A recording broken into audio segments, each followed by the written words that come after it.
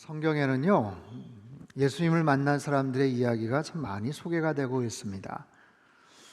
특별히 복음서에는 다양한 사람들이 예수님을 만나서 변화가 되고 예수님의 이야기를 듣고 또 그의 삶에 특별한 그런 영향력을 펼치는 그런 이야기들이 참 우리에게 많이 소개가 되고 있어요. 오늘 본문의 사마리아 여인도 예수님의 그 만남, 예수님과의 대화를 통해서 그의 인생이 완전히 새로운 탈바꿈을 하고 변화를 일으키게 되죠. 예수님께서 어떻게 이 여인을 만나셨는지, 또 어떤 대화가 오갔는지, 또 거기에 담긴 영적 의미들은 무엇인지를 함께 살펴보기를 원합니다. 자, 먼저 만남의 배경에 대해서 한번 살펴보죠. 3절에서 6절까지 말씀을 우리 같이 한번 읽도록 하겠습니다. 시작. 유대를 떠나사 다시 갈릴리로 가실새 사마리아를 통과하여야 하겠는지라. 사마리아에 있는 수가라는 동네에 이르시니 야곱이 그 아들 요셉에게 준 땅이 가깝고 거기 또 야곱의 우물이 있더라. 예수께서 길 가시다가 피곤하여 우물 곁에 그대로 앉으시니 때가 6시쯤 되었더라. 자, 예수님이 유대 지역에서 갈릴리를 향해서 가시는데 사마리아를 통과해서 가셨다라는 거예요. 여러분, 그 당시 이스라엘 지도를 보면 세 부분으로 나뉘어져 있습니다. 유대와 사마리아와 갈릴리 지역으로 구분이 되어 있죠. 보통 유대인들은 사마리아 땅을 들어가기 싫어해서 보통 유대 지역에서 강을 건너서 요단강을 건너서 북쪽으로 쭉 올라갑니다. 그리고 갈릴리로 다시 넘어갑니다. 내려올 때는 그 반대로 내려왔겠죠. 근데 예수님은 그러지 않고 유대에서 그냥 곧바로 사마리아로 관통을 해서 올라가셨다라는 거예요. 자, 유대인들이 왜 그렇게 동선을 짰고 그렇게 이동을 했을까? 솔로몬이 죽고 나서 남과 북이 나뉘어지죠. 북이스라엘은 지독한 우상 숭배를 합니다. 그나마 이스라엘의 혈통은 정통성은 남유다를 통해서 이어지게 되죠. 근데 BC 722년에 아수르 제국에 의해서 그 북이스라엘이 멸망을 하게 돼요. 아수르 제국은 그 이스라엘 사마리아 그 지역의 정통성을 흐트러 버리기 위해서 다른 지역에 있는 다른 민족, 다른 종족들을 강제 이주를 시켜서 그렇게 해서 완전히 혈통을 혼잡게 만들어 버려요. 그 결과 이스라엘은 더 이상 우리가 이스라엘 민족이다 라고 말하기가 어렵게 되었어요. 다른 민족하고 같이 혈통적으로 섞여져 버렸기 때문에, 우상 숭배를 했기 때문에 신앙적인 정통성도 잃어버리게 되었죠. 그런 사마리아 사람들을 향해서 유대인들은 아주 무시하고, 너희들 같이 우리가 같은 옛날 같은 역사를 가졌다고, 같은 이스라엘 민족이라고 같이 괜히 우리랑 뭔가 엮으려고 하지 말아라. 우린 너희들 상종하지도 않는다. 함부로 여기게 되죠. 오늘 본문의 사마리아 여인이 만약에 예루살렘 한복판에 나타났다면 큰 문제가 되었을 거예요. 하지만 자기들이 살아가는 그 동네 사마리아 지역, 그 수가성 지역에 살고 있다면 어차피 같은 사마리아 사람들끼리 불편한 일이 있거나 어려운 일이 있겠어요?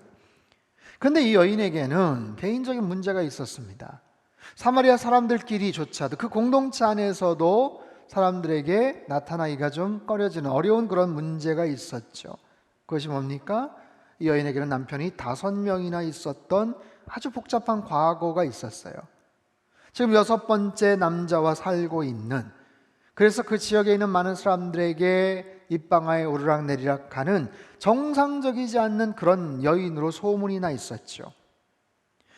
자, 그래서 그 여인은 사람들의 외출이 적은 한낮 12시에 물을 길러서 우물가에 갑니다. 거기서 예수님을 만나는 거예요. 사람들의 낯을 피해서 일부러. 오늘 본문에 보면 6시쯤 되었다. 이게 유대식 시간적으로 개념을 이렇게 잘 계산을 하면 플러스 6을 하면 됩니다. 그래서 한낮 정오 12시 가장 태양이 뜨거운 그 시간에 물을 길러 나왔던 여인이에요. 여러분, 이 여인의 등장은 3장에 나오는 니고데모와 여러 가지 면에서 대비가 되죠. 여러분 기억하십니까? 니고데모는요, 유대인 공의회 회원이었어요. 정통 바리새인이었고요. 오늘날로 말하면 국회의원쯤 되는 사내들인 공의회 멤버였습니다. 존경을 받고 있고 남자였고요.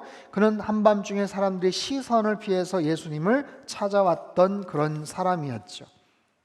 그에 반해서 이 수가성 여인은 혈통과 종교와 인종으로 천대받는 사마리아 여인이었고 이름도 소개가 되지 않아요. 이 여인도 역시 사람들의 시선을 의식을 했죠. 오히려 예수님께서 한낮에, 니고데모는 한밤중에, 여인은 한낮에 오히려 예수님께서 여인을 만나러 찾아가셨어요. 자, 예수님과 여인과 대화가 시작이 됩니다. 7절에서 9절까지 말씀 우리 같이 한번 읽겠습니다. 시작. 사마리아 여자 한 사람이 물을 기르러 왔음에 예수께서 물을 좀 달라 하시니 이는 제자들이 먹을 것을 사러 그 동네에 들어갔음이로라. 사마리아 여자가 이르되 당신은 유대인으로서 어찌하여 사마리아 여자인 나에게 물을 달라 하나이까 하니 이는 유대인이 사마리아인과 상종하지 아니함이로라. 오늘 본문의 예수님은요 굉장히 피곤하셨던 것 같아요. 그리고 목이 마르셨어요. 3장에서 예수님은 하나님의 아들이신 하나님의 신성, 예수님의 그 신성에 대한 부분이 많이 강조가 되죠. 위로부터 오신 분, 하늘로부터 오신 분, 하나님의 독생자. 그런데 오늘 본문 4장에서는 예수님의 인성, 인간적인 모습들이 많이 부각이 되고 있었습니다. 제자들이 음식을 구하러 마을에 간 사이 혼자 계셨던 예수님이 물 길러 온 여인에게 물을 달라고 청하셔요. 여러분, 당시 유대인 남자가 사마리아 여자에게 말을 건다는 것은 깜짝 놀랄 사건입니다. 유대인이 사마리아 사람들이 사용하는 도구를 사용해서 물을 마시겠다? 이거는 파격이에요. 그래서 여자도 질문을 하죠. 당신이 유대인으로서 어떻게 사마리아 여자인 나에게 물을 달라고 하십니까? 거기에 대해서 예수님이 의미 있는 말씀을 하세요. 10절 말씀 같이 읽습니다. 시작. 예수께서 대답하여 이르시되 내가 만일 하나님의 선물과 또 내게 물 좀 달라 하는 이가 누구인 줄 알았다 하면 네가 그에게 구하였을 것이요 그가 생수를 내게 주었으리라. 아멘. 생수를 주었을 것이다. 생수, living water죠. 살아있는 물, 살아있는 물. 당시의 사람들은요 고여있는 물을 그냥 죽은 물로 그렇게 지칭을 했어요. 대신 흐르거나 솟아오르는 물을 생수로 여겼죠. 물을 달라고 하시던 예수님이 오히려 여인에게 생수를 주었을 것이다 라고 이야기를 하세요. 내가 누구인지를 알았다면 내가 너에게 생수를 주었을 것이다. 여러분, 요한복음에 나오는 예수님의 발자취를 우리는 눈여겨볼 필요가 있어요. 예수님이 누구를 만나시는지, 어떤 말씀을 하시는지, 예수님을 만나고 나서 그의 인생에 어떤 변화가 생기는지, 예수님을 만난 사람들에게는 하나같이 다 놀라운 변화가 생기게 돼요. 여러분 잘 기억하세요. 예수님을 만난 사람들은 인생이 변화가 된다라는 거예요. 누구든지 마찬가지입니다. 예수님을 만난 사람들에게 하나같이 놀라운 의미 있는 특별한 아주 중요한 변화가 발생을 하는 거예요. 여러분, 만남이라는 것은 얼마나 중요합니까? 우리의 인생은요 만남에 의해서 결정이 돼요. 오늘 이 자리에 있는 나의 모습은 과거에 누군가를 만났기 때문에 아마 여기에 왔고요, 오늘 내가 누구를 만나느냐, 나의 미래가 결정이 됩니다. 여러분은 요즘 누구를 자주 만나십니까? 정채봉 시인이 그런 말을 하죠. 가장 잘못된 만남은 생선 같은 만남이다. 만날수록 비린내가 묻어오니까. 자, 여러분이 가장 많이 요즘 특별히 자주 만나는 사람들은 누구입니까? 여러분, 인생에서 예수님을 만난 사람들은 영원한 생명을 얻게 됩니다. 여러분, 인생에서 예수님을 만나면 세상이 줄 수 없는 참된 기쁨과 마음의 평강을 누리게 됩니다. 예수님을 만나면 인생의 만족과 의미를 찾게 되고 영생의 소망을 얻게 되는 줄로 믿습니다.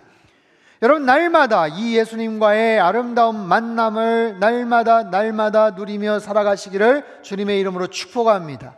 우리 일상에서 날마다 예수님을 만나면 나의 인생은 더욱더 아름답게 될 것이고요, 날마다 예수님을 만날수록 내 인생은 더욱더 거룩하게 될 것이고요, 예수님을 만날수록 우리는 지혜롭게 되고요, 더욱더 신실한 삶을 살게 되더라라는 거예요. 자, 물을 달라고 하셨던 예수님께서는 오히려 이 여인에게 목마르지 않은 생수를 주시겠다고 하시자 여인이 질문을 해요. 11절, 12절 말씀 같이 읽습니다. 시작. 여자가 이르되 주여 물기를 그릇도 없고 이 우물은 깊은데 어디서 당신이 그 생수를 얻겠사옵나이까? 우리 조상 야곱이 이 우물을 우리에게 주셨고 또 여기서 자기와 자기 아들들과 짐승이 다 마셨는데 당신이 야곱보다 더 크니까. 여인은 궁금증이 참 많은 것 같아요. 질문이 참 많아요. 처음에도 유대인 남자가 어떻게 나에게 말을 것입니까? 나에게 물을 달라고 하십니까? 질문을 하죠. 근데 지금도 마찬가지예요. 아니 어디서 생수를 얻는다고 이야기를 하세요? 당신이 야곱보다 더 큰 사람입니까? 질문해요. 여러분, 야곱 시대부터 만들었던 귀한 우물이에요. 시간적으로 보면 수천 년 동안 내려왔던 너무나도 소중한 그런 우물입니다. 수많은 사람들이 물을 통해서 생활을 하고 또 짐승들도 그 물을 얻을 수 있었던 너무나도 소중한 그런 물, 이 귀한 물을 당신이 더 좋은 물을 줄 수 있다는 겁니까? 당신이 야곱보다 더 크십니까? 당신은 보아하니 지금 물기를 그릇도 하나도 지금 없지 않습니까? 여러분, 이 야곱의 우물이 깊이가 어느 정도 될까요? 어느 정도 깊이가 될까요? 여러분, 과거에 우리 농어촌이나 이런 데 시골에 가면 우물들이 있잖아요. 어렸을 때 이렇게 생각나시죠? 대개 그 우물들 깊이가 얼마나 될까요? 한 3m, 5m? 또 더 깊어봐야 그 정도일 텐데, 여러분 여긴 중동 지역이에요. 최소 25m 정도를 파야 됩니다. 굉장히 깊습니다. 두레박이 없으면, 도구가 없으면 절대로 물을 얻을 수가 없어요. 아무리 목이 말라도, 그 물이 아무리 시원하고 좋아도 얻을 수가 없어요. 그런데 당시 무슨 생수 이야기를 하는 거냐? 물기를 두레박도 없으면서. 그때 예수님께서 중요한 말씀을 이렇게 하세요. 13절에서 15절까지 말씀 같이 읽습니다. 시작. 예수께서 대답하여 이르시되 이 물을 마시는 자마다 다시 목마르려니와 내가 주는 물을 마시는 자는 영원히 목마르지 아니하리니 내가 주는 물은 그 속에서 영생하도록 솟아나는 샘물이 되리라. 여자가 이르되 주여 그런 물을 내게 주사 목마르지도 않고 또 여기 물 기르러 오지도 않게 하옵소서. 목이 마른 사람, 목마른 사람.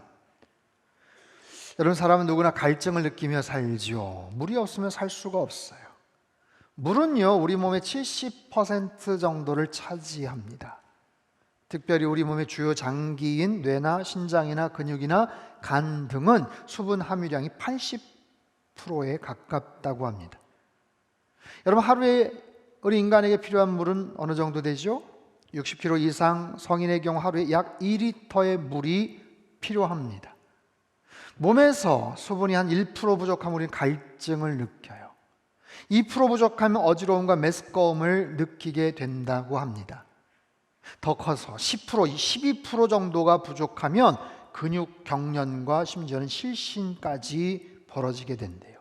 20% 이상 물이 부족하잖아요. 생명의 위기에 처하게 됩니다. 그래서 사람은 물만 먹고도 30일, 40일까지 금식을 할 수가 있지만 물을 한 방울도 안 마시고는 2, 3일도 버티지를 못하는 거예요. 예수님 말씀하세요. 마르지 않는 샘물, 영생하도록 솟아난 샘물, 그저 일시적인 시원함을 주는 것이 아니라 마시는 자들에게 영생을 주는, 영원한 만족을 주는 그런 샘을 말합니다. 자, 그런 물이 있다고 이야기를 하시자 여인이 귀가 번쩍 뜨이는 거예요. 그런 물을 제게도 주십시오. 더 이상 목마르지 않게 해주십시오. 물 길러 오는 번거로움도 없도록 해주십시오. 여러분, 예수님은 지금 사마리아 여인과 대화를 나누고 있어요. 절대로 상종할 수도 없고 말도 붙일 수 없을 것 같은 그 여인과 지금 어느덧 깊은 대화를 하고 계십니다. 여인이 마음을 열었고요, 자신의 필요가 무엇인지를 깨닫고 예수님에게 그것을 달라고 이야기를 하고 있어요. 근데요, 잘 보면 처음 예수님과 여인과의 대화의 주제는 물이었지만 그 여인에게 정말로 필요한 것은 사실 물이 아니었어요. 더 본질적인 문제가 있었습니다. 자신의 인생에서 만족하지 못했던, 행복하지 못했던 중요한 이유, 중요한 원인, 뭔가가 있었어요. 물을 마셔도 결국에는 목이 마르고 원하는 바대로 추구해도 결국엔 질려버리고 만족을 얻지 못하는 뭔가가 있었다는 거예요. 그게 뭔지를 몰라서 여인은 자기가 하고 싶은 대로 하면서 살았고, 따가운 사람들의 눈총과 찔림에도 아랑곳하지 않았고, 갈 때까지 가보았어요. 그럼에도 만족은 없었고 불행했던 것이죠. 생수 이야기를 하시는 예수님이 갑자기 화제를 싹 바꿔버리셔요. 16절에서 18절까지 말씀을 우리 같이 한번 읽겠습니다. 시작. 이르시되 가서 내 남편을 불러오라. 여자가 대답하여 이르되 나는 남편이 없나이다. 예수께서 이르시되 내가 남편이 없다 하는 말이 옳도다. 너에게 남편 5이 있었고 지금 있는 자도 내 남편이 아니니 내 말이 참되도다. 어떤 분이요, 친구 결혼 축하 카드를 쓰면서 멋진 말씀 하나 남기겠다고 하면서 성경을 뒤적거리다가 요한일서 4장 18절, 사랑 안에 두려움이 없고 온전한 사랑이 두려움을 내쫓나니. 야, 이 말씀 너무 좋다. 그래서 카드를 썼어요. 사랑하는 친구야, 결혼 축하해. 오늘 밤에 두 사람이 꼭 요한복음 4장 18절을 읽어봐. 요한일서가 필요한데 요한복음 4장 18절, 너에게 남편 5이 있었고 지금 있는 자도 남편이 아니니. 뭐 웃자고 누군가 만든 이야기겠지요. 어찌되었든 예수님의 이 말씀은 여인에겐 충격이었습니다. 너에게 남편 5이 있었다. 지금 있는 자도 너의 남편이 아니다. 이 여인의 과거와 현재를 꿰뚫어 보고 계셔요. 여러분, 이 여인에게 있어서 남편이라는 이 단어, 이 표현은 금기어입니다. 사마리아 여인, 그 지역에서 사람들에게 손가락질 당하고 쉬쉬하고 조롱받았던 이 여인, 한낮에 물을 길러 올 수밖에 없는, 왜 아침 서늘한 시간, 저녁 서늘한 시간에 오고 싶지 않겠어요? 하지만 사람들의 시선을 피해서 올 수밖에 없었던 이 여인은 바로 그 남편 이야기, 그것과 연결이 되어 있었거든요. 근데 예수님은 이 여인의 과거와 현재를 쫙 꿰뚫어 보시면서 이 여인의 폐부에 아주 깊은 상처와 같은 말씀을 하시는 거예요. 너에게 남편 5이 있었다. 야, 어떻게 남편이 5이나 있을 수가 있었을까요? 10여 년 전에 세상을 떠났던 엘리자베스 테일러라는 유명한 여배우, 여러분 기억하십니까? 결혼을 8번이나 했다고 합니다. 이 본문의 주인공도 그런 의미에서 화려하고 소문난 그런 여인이었는가? 그래서 어떤 학자들은 정욕과 쾌락에 불타는 남편을 5명이나 갈아치운 아주 문란한 여인으로 해석하기도 합니다. 또는 그 당시에 그 계대 결혼법이라는 것이 있어서 남편이 죽으면 그 아이를 시동생을 통해서 낳는 그런 법이 있었어요. 그렇게 해서 새롭게 남편이 생기고 잠자리를 했는데 아이를 낳지를 못해요. 그 시동생이 이상하게 또 죽어요. 그럼 또 그 아래에 또 남동생이 있으면 또 그렇게 해서 아이를 낳으려고 해요. 만약에 그랬다면, 혹시 그렇게 해서 남편이 죽어서 나갔다면 참으로 기구한 사연을 가진 여인이었겠죠. 근데 하지만 그것보다는 그냥 한 버림받은 불쌍한 여인으로 우리들은 바라보는 게 더 타당합니다. 왜냐하면 그 당시에 결혼과 이혼의 주도권은 철저하게 남자가 쥐고 있었어요. 그래서 이 여인은 아마도 남편과 사별을 하거나 이혼을 당한 상태였을 거예요. 그 당시에 여인이 이혼을 당하면 생계를 이어갈 수가 없었지요. 그럼 어떻게 합니까? 살아야 하니 어쩔 수 없이 마음에 들든 들지 않든 누군가와 다시 결혼을 했어야 되는 거예요. 근데 계속해서 이혼을 당하는 거예요. 그러다 보니 삶이 파탄이 나고 망가진 인생을 살아갈 수밖에 없었던 그런 딱한 처지의 여인이죠. 그게 과거예요. 근데 예수님이 현재도 얘기하세요. 지금 남자가 남편이 아니다. 이것도 마찬가지예요. 지금 결혼 생활이 원만하지가 않는 거예요. 남편이 보호해 주지도 않고 사랑해 주지도 않는 거예요. 그래서 이 여인은 의지할 것 없이 살아가는, 생존을 위해 딱하고 안타까운 모습으로 살아갔던 여인입니다. 겉으로는요, 물을 길러 왔고요, 담담히 자신의 일상 속에서 그냥 살아가고 있는 것 같지만 그의 내면을 뒤집어 보면 말할 수 없는 상처가 있고요, 분노와 속상함이 가득가득 부글부글한 그런 상태의 여인이에요. 주변의 남들의 수군거림도 싫고 그렇게 망가진 자신의 인생에 대해서 더욱 만족함이 없는 그런 여인이에요. 내 삶은 이렇게 망가졌다, 이렇게 완전히 와장창 무너졌다, 그런 실패와 패배감은 더더욱 자기 연민으로 늘 우울하게 만들었고요, 대인기피증의 삶의 의욕과 의지를 완전히 상실해버린 그런 여인입니다. 그렇게 망가져버린 이 여인의 상황을 예수님은 정확히 알고 계셨고 말씀을 하세요. 너의 그 복잡하고 부끄러운 과거를 내가 안다. 너의 현재, 지금 남편이라고 있긴 하지만 남편으로 역할도 하지 않고 사랑도 받지 못하는 그런 상황 아니냐. 예수님 말씀하세요. 그 사람도 너의 남편이 아니다. 여러분, 이건 너무 지나치고 과격한 말씀이 아닐까요? 그런데 예수님은 거침없이 말씀을 하세요. 그 남편도 네가 의지할 대상이 아니라는 거예요. 남편이 있긴 하지만 너에게 만족을 주지 못하지 않느냐. 붙잡고 의지해봐야 소용없을 것이다 라는 거죠. 여러분, 어디 남편뿐이겠습니까? 어디 여인뿐이겠습니까? 이 시대를 살아가는 수많은 사람들을 향해서 예수님은 말씀을 하세요. 너에게는 무엇이 있느냐? 너에게 돈이 있느냐? 좋은 직장이 있느냐? 높은 지위와 권세가 있느냐? 그래, 자랑할 만한 자식이 있느냐? 네가 의지하는 것이 무엇이냐? 내가 단언컨대 그것이 너희들을 살리지 못할 거다. 그 많은 돈이 너를 만족시켜주지 못할 거다. 너를 변화시켜주지 못할 거다. 야곱의 우물, 그 물을 먹어도 결국에는 목이 마르지만 내게로 오라. 내가 목마르지 않는 참된 만족을 너희들에게 주마. 마르지 않는 샘물이 되마. 여러분, 예수님은요, 이 여인의 표면적인 필요를 가지고 말씀을 시작하셨어요. 그리고 결국에는 그 여인에게 가장 필요한 것이 무엇이고 어떻게 갈증을 채울 수 있고 해결할 수 있는지, 그리고 인생을 어떻게 변화되어 살아갈 수 있는지를 말씀해 주셨고, 놀랍게도 이 여인은 얼마 안 가서 인생이 바뀌는 경험을 합니다. 다음 주에 살펴볼 내용이기도 해요. 여인은 참된 예배에 대해서 관심을 가졌고 그 앞에 계신 분이 누구신지를 정확하게 깨닫게 됩니다. 예수님과의 대화를 통해서 자신에게 정말 필요한 것이 무엇인지를 알게 됩니다. 목마르지 않는 샘물이 무엇인지 누구인지도 알게 됩니다. 그리고 나서 자신의 인생이 더 이상 부끄럽거나 눈치 볼 필요가 없음을 깨닫게 돼요. 더 이상 사람들을 피하거나 주눅들어 살 필요도 없구나라는 것을 알게 돼요. 비록 과거의 삶은 피폐했고 목마른 삶이었지만 소망도 없고 관계도 끊치고 기쁨도 의미도 자신감도 사라진 상태였지만 더 이상 그 자기 연민의 그 감옥 속에 갇혀 살면 안 되겠다라는 것을 깨닫게 되죠. 어떻게 하죠? 과감하게 자신을 노출을 시킵니다.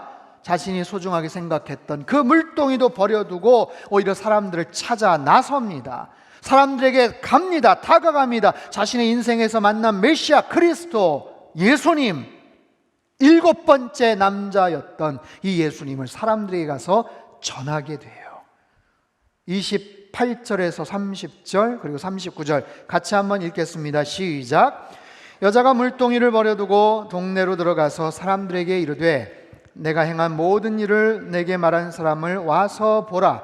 이는 그리스도가 아니냐 하니 그들이 동네에서 나와 예수께로 오더라. 39절 여자의 말이 내가 행한 모든 것을 그가 내게 말하였다 증언하므로 그 동네 중에 많은 사마리아인이 예수를 믿는지라. 아멘. 자, 보세요. 물동이를 버려두고 갔다는 거예요. 여러분, 여인에게 물동이는 굉장히 소중한 재산입니다. 물동이가 없으면 물을 얻을 수 없다니까요. 얼마나 중요하고 필요한 도구입니까? 그런데 그런 것 아랑곳하지 않고 마을로 향해서 뛰어갔을 거예요. 신이 나서 뛰어갔을 거예요. 자신감 넘쳐서 뛰어갔을 거예요. 그동안 피해 다녔던 사람들을 향해서 찾아갔을 거예요. 수군거렸던 옆집 사람들을 향해서 찾아갔을 거예요. 가서요, 자신 있게 복음을 전합니다. 내가 메시아를 만났다고 자랑해요. 자신의 부끄러운 과거를 말해주었던 그 사람이 그리스도가 아니냐, 그 말을 듣고 사람들은 예수님에게 나아갔고 많은 사마리아 사람들이 여인을 통해서 예수님을 믿게 되었다고 성경은 말합니다. 사랑하는 성도 여러분, 이 여인은요, 예수님 만나고 인생이 완전히 바뀌게 되었어요. 우리의 인생도 마찬가지입니다. 예수님을 만나면 인생의 변화가 찾아옵니다. 예수님을 만나면 인생에 새로운 소망이 찾아옵니다. 기쁨과 삶의 의미를 그동안 상실했던 여인이지만 24시간 내내 우울증과 생기 없는 무거운 침묵 속에 살아가던 여인이지만 이제는 생명의 소식을 누군가에게 전하는 거예요. 와서 보라, 복음을 전하고 예수님을 전하고 있어요. 저는요, 여러분의 인생에도 이런 놀라운 변화가 있게 되기를 주님의 이름으로 축복합니다. 다시 소망이 생기고 다시 삶의 의미를 붙잡고 잃어버렸던 꿈과 비전을 다시 회복하고 변화된 삶을 날마다 힘있게 여러분 살아가게 되기를 주님의 이름으로 축복합니다. 얼마 전에 게임 업계의 신화를 만들었던 한 대표가 미국에서 갑자기 세상을 떠났다는 뉴스가 있었어요. 그의 아버지는 변호사였고요, 어머니는 피아니스트였습니다. 이분은 최고의 학벌을 지녔고요, 어린 시절 이화 콩쿨에서 우승한 바이올린 영재이기도 했습니다. 50대 중반의 나이였고요, 가진 재산은 무려 13조 원 정도로 추산을 합니다. 13억, 130억이 아니고요, 13조 원 정도 된대요. 고인은 우울증 치료를 받아왔고 최근 들어 악화된 것으로 보인다라고만 전합니다. 우리는 생각하죠. 아니, 뭐가 부족하길래, 뭐가 그렇게 힘들었길래, 상상이 되지를 않아요. 아니, 이해가 되지를 않습니다. 아니, 그만큼의 돈이 있는데, 그 정도의 성공을 했는데 당연히 기쁨과 만족과 행복의 정상에서 절정에 살아갈 것 같은데, 아니, 그렇지도 못할 것, 그게 인생인가? 아니, 그런 상황에서도 극심한 우울증을 겪었다는 말에 우리는 충격을 받아요.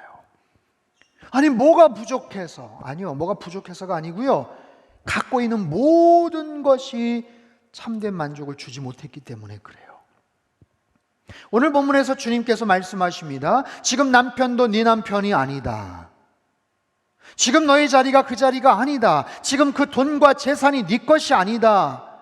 너를 만족시킬 수 없다는 거예요. 너를 행복하게 만들 수가 없다는 거예요. 너 13조 원 때문이 아니라 20조 원이면 만족했을 텐데, 그 얘기가 아니에요. 그래도 여전히 목이 마를 것이다 라는 거예요.